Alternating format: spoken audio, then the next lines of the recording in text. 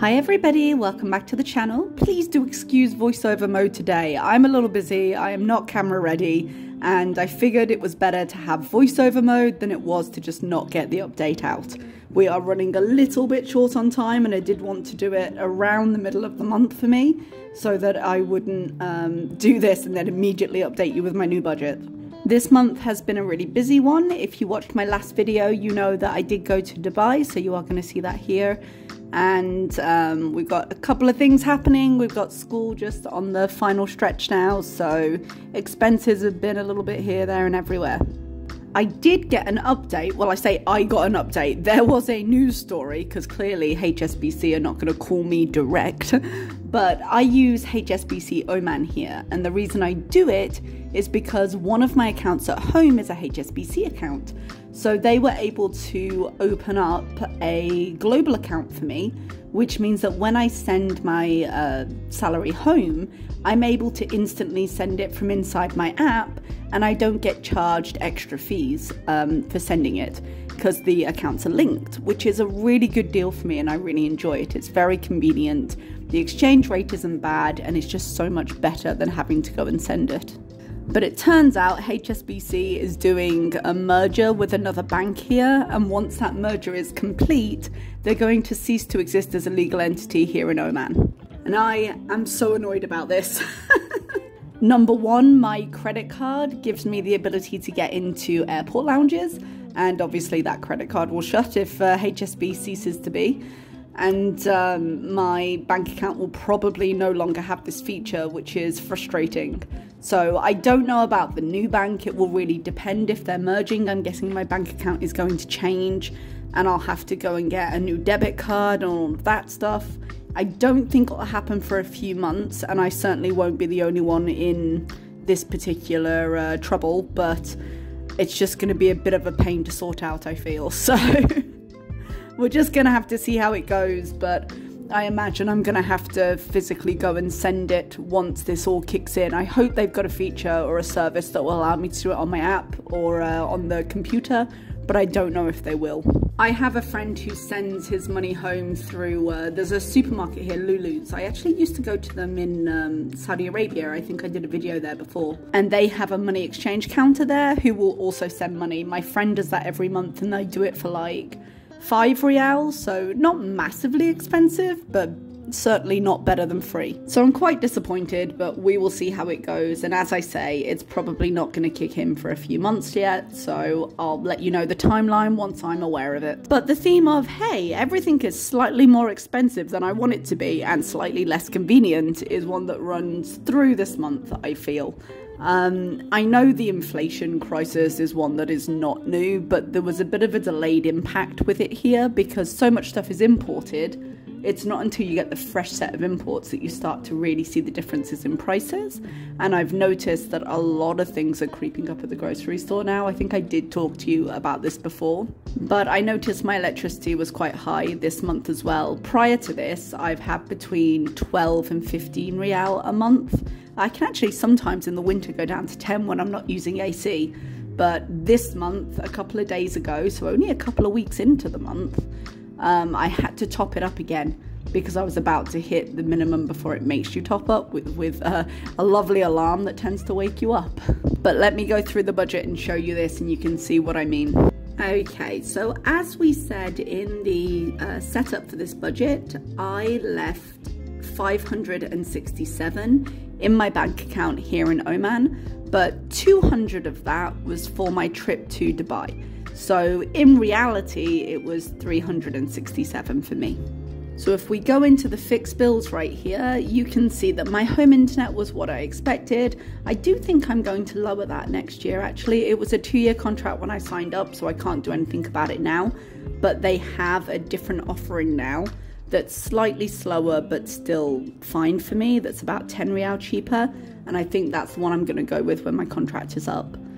My electricity, I was expecting 15, which was the max, but as I say, I had to top it up a little bit more. So I'm currently on 20, and I'm hoping that'll get me through until payday, but I might even have to top it up more. Now, I was having an issue with my AC unit. I checked my remote, you know, when it shows you what's set up, and I can't see a way to change the timer on it. There is a timer button, but there's on and there's off, and I don't have the instruction manual, and something's going on with it where it randomly turns itself on. So I've had a few days in the last week or so where I have come home and my AC has been running, and I don't know for how long, so that might be why my bill is up. It might be that it's been running more than I think. I've actually turned it off. There is a switch in my room next to my light switch that has a little red light by it that powers the AC. So to prevent it from doing that, I've turned that one off, so it's completely within my control when it goes back on again, because I have to do it manually.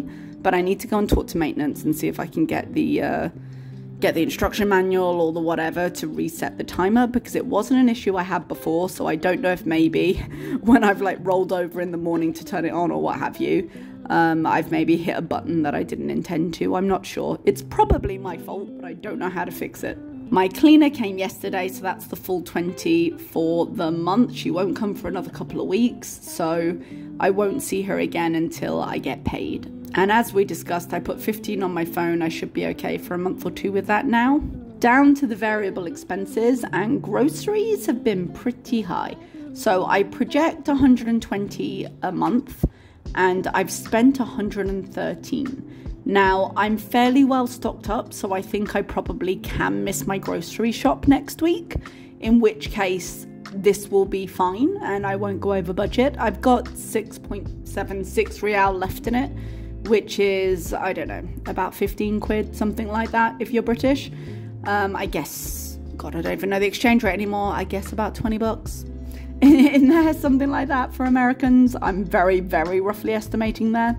But the thing I'm noticing more than anything with my groceries is when I came up with the amount for my groceries.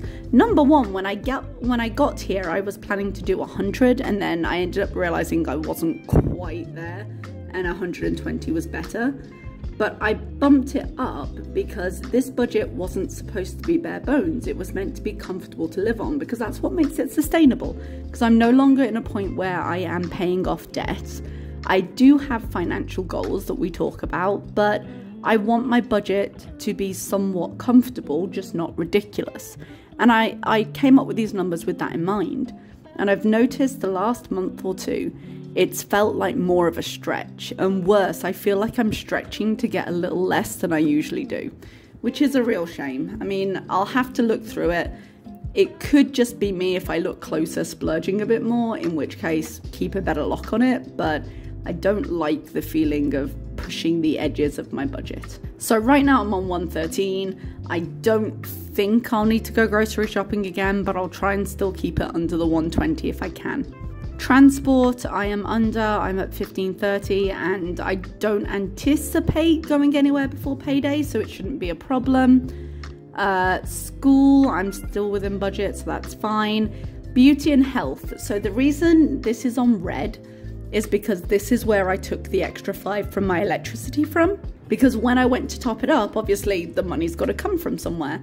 And I did see that I hadn't used Beauty and Health that much. I'd gotten like my acid reflux tablets and stuff, but I hadn't topped up my face cream or anything. I had that already. So I just decided to take it from there for the moment. But what I'm actually going to do, and what you're going to see in my future budgets, is I am going to budget 20 for electricity moving forward, so long as we're in the hot weather. Because Oman was having a pretty big heat wave. We were reaching record temperatures. I think it went up to, for May, I mean, it's obviously been up higher than, I believe it's gone up to 50 before, but it got up to 47 in some parts of Oman over the last week or two. We don't really have any other surprises moving down here. The only thing for clothing is I did budget myself 50, and I did actually spend 2 Rial more. Because I was getting a few things. I got a couple of things for Dubai, but I was shopping with Greece in mind as well, because I'd be packing the same kinds of things wherever I travelled. So it was really just stock up my summer wardrobe more than anything. And I'm glad I did. I bought some nice things, but I was 2 over because that was just the way it went through. And if you want more details about what and how I spent in Dubai, please feel free to look up my last video. Over on the send home side, I don't think there's anything in there we hadn't discussed already.